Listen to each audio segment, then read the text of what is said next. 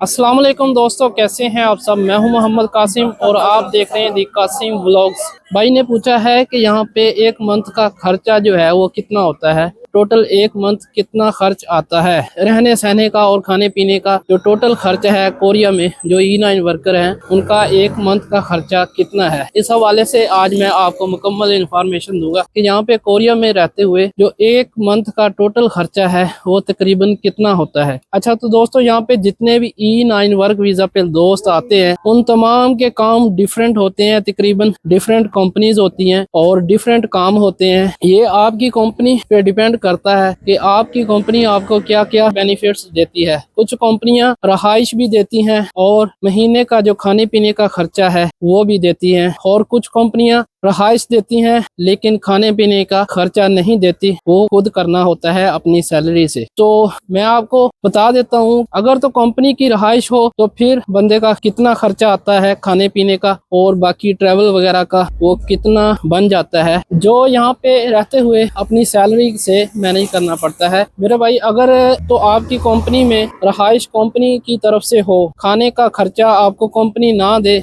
तो आपका टोटल जो खर्चा है एस्टिमेटेड तकरीबन 3 से 4 लाख वॉन पर मंथ बन जाता है। इसमें खाने पीने का और आप ट्रैवल वगैरह का खर्चा शामिल है। अगर कंपनी आपको खाने के पैसे नहीं देती और सिर्फ रहाइश देती है, और एक बंदा जिसकी कंपनी में रहाइश भी कंपनी की नहीं है और खाने पीने का भी कंपनी की तरफ से कुछ नहीं मिलता, तो वो बंदा अपनी सैलरी से तकरीबन उसका कितना पाकिस्तानी कितने रुपए खर्चा बन जाता है जो उसने अपनी सैलरी से करना होता है। खर्चा जो है हर बंदे का अपना हिसाब होता है। कुछ लोग नॉर्मल खर्चा करते हैं, कुछ ज्यादा पैसे भी खर्च कर लेते हैं हर महीने। तो हर किसी ने अपनी जेब के हिसाब से खर्च करना होते हैं और अपनी जरूरत के हिसाब से। तो मैं आपको एवरेज जो है वो टोटल एक मंथ का खर्चा बता देता हूँ, जिसमें तकरीबन एक महीना बंदा अच्छे तरीके से गुजार सकता है। खाने पीने का खर्चा और इसके अलावा ट्रैवल वगैरह का या फिर बाहर से जो खाना वगैरह खाता है वो सारे टोटल खर्चे मिलाकर तो वो दोस्तों तकरीबन पाकिस्तानी 1 लाख रुपया एक नॉर्मल एवरेज खर्चा है यहाँ पे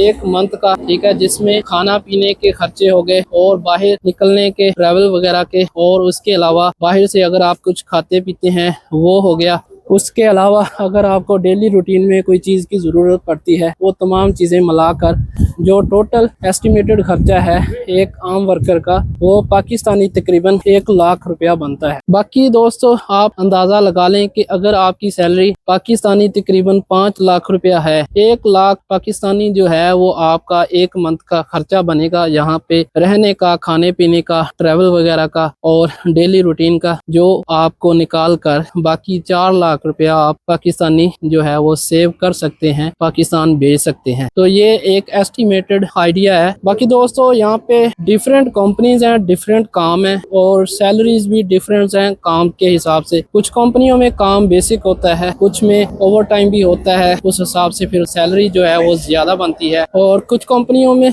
बेसिक काम होता है, यानी बेसिक काम यानी हफ्ता इतवार की छुट्टी और डेली 8 घंटे काम। तो इस हिसाब से तमाम लोगों की सैलरीज वगैरह डिफरेंट है काम और कंपनी की निस्बत से। कुछ दोस्तों की कंपनियों में काम ज्यादा होता है, वो डेली 8 घंटे काम के अलावा 2-3 घंटे ओवर टाइम भी लगाते हैं और हफ्ते वाले दिन भी काम करते हैं। तो इस हिसाब से उनकी सैलरी जो है वो जो बेसिक सैलरी है उससे ज्यादा बनती है। तो ये चीज आपकी कंपनी पे और आपके काम पे डिपेंड करती है कि आपकी कंपनी में काम कैसा है, कितना काम है, ओवर टाइम है या नहीं है। इस हिसाब से तमाम बंदों की सैलरी जो है वो अकाउंट होती है। तो आज के लिए इतना ही, मिलेंगे एक और नई वीडियो में, तब तक के लिए अल्लाह हाफिज।